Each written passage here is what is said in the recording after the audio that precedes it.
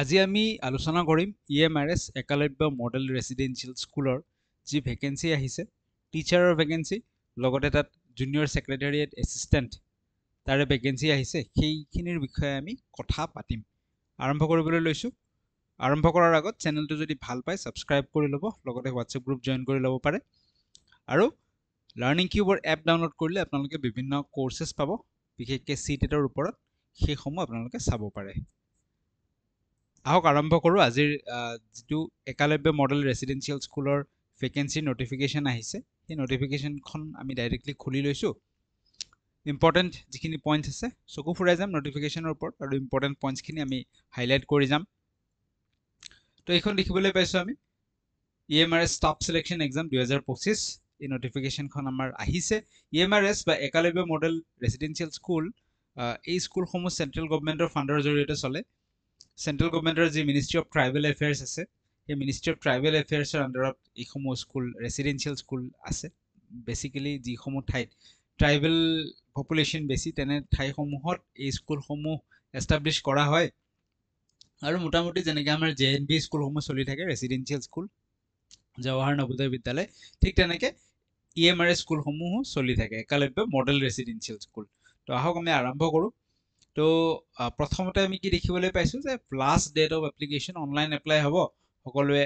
apply কৰিব পাৰিব portal visit কৰি পেলাই চ' অনলাইন এপ্লাই কেতিয়ালৈকে চলিব 23 অক্টোবৰ 23/10/2025 23 অক্টোবৰলৈকে চলিব এইখিনি ইম্পৰ্টেণ্ট পইণ্টছখিনি হাইলাইট কৰি গৈছোঁ এইখিনি নোট কৰি ল'ব পাৰে আপোনালোকে তাৰপিছত আহিছে ফি ষ্ট্ৰাকচাৰ কেনেকুৱা হ'ব যে যদি ফিমেল হয় বা SC ST PWD কেণ্ডিডেট হয় তেতিয়াহ'লে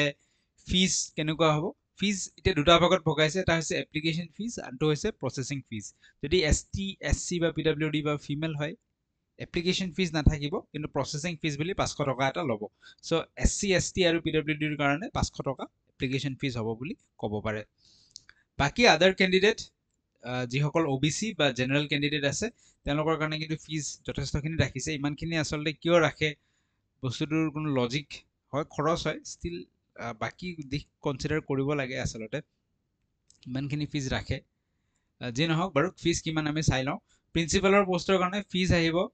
2000 টকা লগত প্ৰচেছিং ফিজ 500 টকা টোটেল পেমেণ্ট কৰিব লাগিব 2500 টকা PGT বা TGTৰ কাৰণে টোটেল 2000 টকা লাগিব আৰু যিসমূহ নন টিচিং ষ্টাফ আছে যেনেকৈ হোষ্টেল ৱাৰ্ডেন আছে আৰু সেক্ৰেটাৰিয়েট এছিষ্টেণ্ট আছে জুনিয়ৰ সেক্ৰেটাৰিয়েট এছিষ্টেণ্ট সেইবোৰৰ কাৰণে 1500 টকা ফিজ থাকিব ঠিক আছে চ' মোষ্টলি BEd যিসকলে কৰিছে তেওঁলোকে 2000 টকা দি এপ্লাই কৰিব লাগিব ফৰ PGT এণ্ড TGT ঠিক আছে তো নেক্সট ইম্পৰ্টেণ্ট পইণ্ট যি আমি পাওঁ সেই বিষয়ে আমি কথা পাতি যাম ঠিক আছে কেইটা ভেকেঞ্চি ওলাইছে যদি আমি চাওঁ তো দেখিবলৈ পাইছোঁ PGTৰ কাৰণে ভেকেঞ্চি আহিছে 1460টা TGTৰ কাৰণে কিমান ভেকেঞ্চি আহিছে 3962 আৰু প্ৰিন্সিপালৰ কাৰণে ভেকেঞ্চি আহিছে 225 লগতে আন কিছুমান পোষ্ট আছে এয়া JSA ইয়াতেও এপ্লাই কৰিব পৰা যাব ইয়াত ভেকেঞ্চি আছে 228 তো এনেকৈ আমি টোটেল কাউণ্ট কৰিলে প্ৰায় গোটেইখিনি মিলিতো 7200 বাট বেচিকেলি বেছিভাগে হয়তো PGT TGT আৰু যিসকলে আগৰ পৰা এক্সপিৰিয়েঞ্চ যিসকলে অলৰেডি কৰি আছে তেওঁলোকে হয়তো প্ৰিন্সিপালৰ কাৰণে এপ্লাই কৰিব ঠিক আছে নেক্সট আগবাঢ়িছোঁ কিবা ইম্পৰ্টেণ্ট পইণ্ট আমি বিচাৰি পালে সেইসমূহ আমি কথা পাতি যাম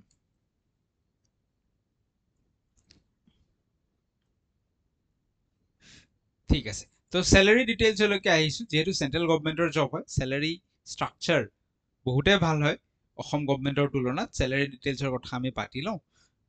প্ৰিন্সিপালৰ পোষ্টৰ কাৰণে দেখিছোঁ যে লেভেল 12ত চেলাৰী দিয়ে PGTৰ কাৰণে আমি চাই লওঁ PGTৰ কাৰণে লেভেল 8ৰ যি ষ্টাৰ্টিং হৈ যায় 47,600 ঠিক আছে 47,600ক এতিয়া যদি আমি কৰি উলিয়াওঁ যা ইনহেণ্ড চেলাৰী আমাৰ কিমান হ'ব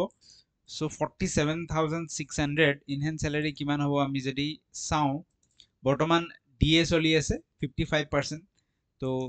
155% আমি যোগ দি দিলোঁ কিমান হৈ গ'ল আমাৰ 73,780 বাকী এলাউন্সেছ লগ লাগি প্ৰায় 80,000ৰ ওচৰত চেলাৰী হয় যিটো নেকি অসম গভৰ্ণমেণ্টৰ তুলনাত চেণ্ট্ৰেল গভৰ্ণমেণ্টৰ জব হিচাপে যথেষ্ট ভাল চেলাৰী ষ্ট্ৰাকচাৰ ঠিক আছে ঠিক তেনেকৈ TGTৰ কাৰণে যদি আমি চাবলৈ যাওঁ TGTৰ কাৰণেও 44,900 এয়াও গৈ ফালে 75,000 নৰ আশপাশত চেলাৰী হৈ যায় আৰু লগতে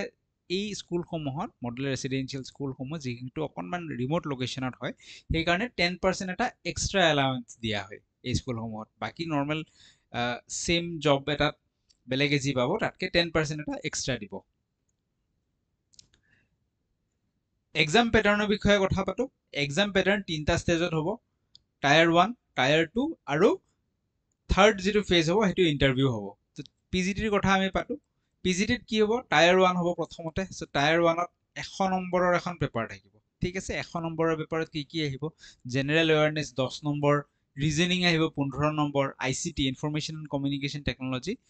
15 আহিব টিচিং এপ্টিটিউডৰ পৰা 30 আহিব আৰু লগতে পেডাগজি এণ্ড কেছ ষ্টাডি বেছ কোৱেশ্চনছৰ পৰা 20 এনইপি নিউ এডুকেশ্যন পলিচি বা নেশ্যনেল এডুকেশ্যন পলিচি 2020 তাৰ পৰা 10 এইখিনি মিলাই ফেলে 100 নম্বৰ হ'ব এই 100 নম্বৰৰ ওপৰত টায়াৰ 1ৰ মেৰিট লিষ্ট বনাব লগতে এটা ল্যাঙ্গুৱেজ কম্পিটেন্সি টেষ্ট হ'ব 20 মাৰ্কৰ এই 20 মাৰ্কৰ যিটো ল্যাঙ্গুৱেজ কম্পিটেন্সি হ'ব এইটো কোৱালিফাইং ইন নেচাৰ মেৰিট লিষ্টত ইয়াৰ কোনো ৰোল নাথাকিব কিন্তু 40% পাব লাগিব ল্যাঙ্গুৱেজ কম্পিটেন্সি টেষ্টত ঠিক আছে 20 মাৰ্কৰ হ'ব ল্যাঙ্গুৱেজ কম্পিটেন্সি টেষ্ট 40% মানে 20 মাৰ্কৰ ভিতৰত 8 মাৰ্ক এটা পাব লাগিব হেতু কোৱালিফাইং হয় বাকি মেৰিট লিষ্ট বনিব এই 100 নম্বৰৰ ওপৰত এতিয়া টায়াৰ 1ৰ পৰা যিসকলে সিলেকশন লাভ কৰিলে 1:10 ৰেশিঅ তেওঁলোকে টায়াৰ 2 লৈকে যাব ঠিক আছে টিয়াৰ 2 লৈকে যাব টিয়াৰ 2 কি হ'ব টিয়াৰ 2 তেওঁলোকৰ সাবজেক্ট স্পেসিফিক সিলেবাস থাকিব এতিয়া পিজিডিৰ কথা পাতিছো যাৰ যে সাবজেক্ট কাৰোবাৰ হিষ্ট্ৰি কাৰোবাৰ ইকোনমিক্স কাৰোবাৰ কেমিষ্ট্ৰি কাৰোবাৰ ম্যাথছ সাবজেক্ট স্পেসিফিক কোৱেশ্চন থাকিব তাতে অবজেক্টিভ কোৱেশ্চন থাকিব 40 আৰু ডেসক্ৰিপটিভ থাকিব 15টা কোৱেশ্চন অবজেক্টিভ কোৱেশ্চন 40টা ডেসক্ৰিপটিভ কোৱেশ্চন 15টা 40টা অবজেক্টিভ কোৱেশ্চনৰ কাৰণে 40 নম্বৰ 15টা ডেসক্ৰিপটিভ কোৱেশ্চনৰ কাৰণে 60 নম্বৰ মানে এটা ডেসক্ৰিপটিভ কোৱেশ্চনত 4 মাৰ্ক কে থাকিব ঠিক আছে সো এনেকৈ লিখিবলগীয়া টেষ্ট এটা হ'ব নেক্সট যিসকলে টায়াৰ 2 পাস কৰিব তেওঁলোকৰ কাৰণে ইন্টাৰভিউৰ ব্যৱস্থা থাকিব আচ্ছা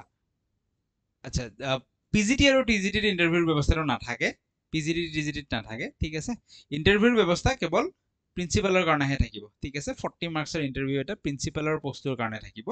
টায়াৰ 3 কিন্তু পিজিটি বা টিজিটিৰ কাৰণে কোনো ধৰণৰ টায়াৰ 3 নাথাকে টায়াৰ 1 আৰু টায়াৰ 2 অনলি থাকিব ক্লিয়াৰ ঠিক আছে ওকে বাকি ল্যাঙ্গুৱেজৰ কাৰণে কি ল'ব লাগিব ল্যাঙ্গুৱেজ টিজিটিৰ কাৰণে ইংলিশ থাকিব হিন্দী থাকিব আৰু এটা ৰিজনাল ল্যাঙ্গুৱেজ ল'ব লাগিব এই কেইটাৰ পৰা ৰিজনাল ল্যাঙ্গুৱেজ এটা বাছি ললে হ'ল অসমীয়া ৰিজনাল ল্যাঙ্গুৱেজত আছে এইখিনি কথা আমি গম পালো ঠিক আছে এইখিনি কথা আমি গম পাইছো নেক্সট ঠিক তেনেদৰে এই ডকুমেন্টটো দিয়া থাকিব আপোনালোকে ডাউনলোড কৰি ফেলে গুটেইখিনি চাই ল'ব পাৰে ডকুমেন্টটো ডেসক্ৰিপচনত লিংক এটা থাকিব তাৰ পৰা আপোনালোকে ডাউনলোড কৰি ল'ব পাৰিব ডকুমেন্টটো এলিজিবিলিটি ক্ৰাইটেৰিয়াৰ ক্ষেত্ৰত আহি গৈছো প্ৰিন্সিপালৰ কাৰণে এলিজিবিলিটি ক্ৰাইটেৰিয়া যিসমূহ আছে ইয়াত উল্লেখ কৰা আছে ডকুমেন্টটো ডাউনলোড কৰি ভালদৰে চাই ল'ব পাৰিব ঠিক আছে বিভিন্ন ধৰণৰ এলিজিবিলিটি ক্ৰাইটেৰিয়া দিয়া আছে পিজিটিৰ কাৰণে মাষ্টাৰ্ছ ডিগ্ৰী লাগিব লগত বিএড থাকিব লাগিব 50% থাকিব লাগিব আৰু টিজিটিৰ কাৰণে বেচেলৰ ডিগ্ৰী হলে হ'ব ঠিক আছে বেচেলৰ ডিগ্ৰী থাকিলে হ'ব লগত বিএডৰ কথা উল্লেখ আছে আচ্ছা সিটেটৰ কথা পাতিলো টিজিটিৰ কাৰণে সিটেটটো প্ৰয়োজনীয় হ'ব টিজিটিৰ কাৰণে কি কৈছে সিটেট কোৱালিফাইড হ'ব লাগিব সিটেট কোৱালিফাইড হলেহে এক্সাম দিব পাৰিব কিন্তু লগত আন এটা কথা কৈছে যে সিটেট যদি কোনবা এতিয়ালৈকে কোৱালিফাই কৰাও নাই তেওঁলোকে CTET certificate issued on or before the cut off date is essential so এই এক্সামটো হৈ যোৱাৰ পিছত যেতিয়া কাট অফ এটা উলিয়াব তাৰে আগত মানে এই এক্সামটো এইটো যদি এমআৰএছৰ এক্সাম হ'ব এমআৰএছৰ এক্সামৰ যেতিয়া ৰিজাল্ট দিয়াৰ আগতে যদি সিটেটটো কোৱালিফাই কৰি থৈ দিয়ে তেতিয়াহলে কোনো কথা নাই ঠিক আছে এইটো কথাই কৈছে বাকি ডকুমেন্টটো আপোনালোকে ডাউনলোড কৰি ল'ব পাৰিব সকলো পোষ্টৰে ইয়াতে কোৱালিফিকেশনছ সমূহ মেনশন কৰা আছে যি নহওক সো আজিৰ ভিডিঅ'ত আমি ইমানে ৰাখিছো লাৰ্নিং কিউবৰ এপ ডাউনলোড কৰিব পাৰে এপত আপোনালোকে বিভিন্ন কোৰ্সেছ সমূহ পাব বিশেষকৈ সিটেটৰ কোৰ্স আমাৰ আৰম্ভ হৈছে অকল চাইল্ড ডেভেলপমেন্ট এণ্ড পেডাগজিৰ কাৰণে ল'ব পাৰে প্ৰতিষ্ঠা বেচ জয়েন কৰিব পাৰে এলপিৰ গুটেইখিনি কভাৰ কৰি আপোনালোকে জয়েন কৰিব পাৰে ঠিক আছে সো এইখিনি আছিল আজিৰ ভিডিঅ'ত থ্যাংক ইউ সো মাচ চেনেল ভাল পালে সাবস্ক্ৰাইব কৰি ল'ব